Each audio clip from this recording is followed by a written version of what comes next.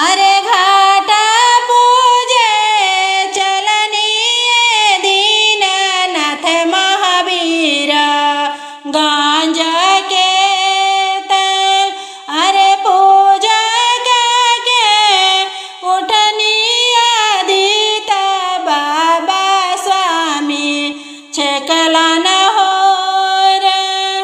अरे और दे के चलनी दीननाथ स्वामी छेकला न हो रे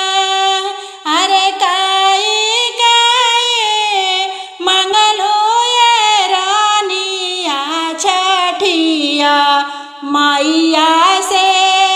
जय अरे काई काई मंगलो ये रानिया दीना हो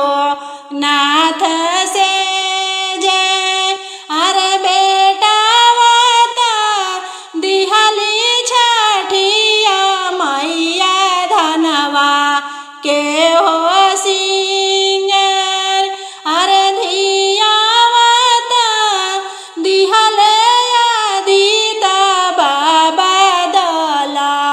के हो सिंगर अरे रौरा के दिहली छठिया मैया से जिया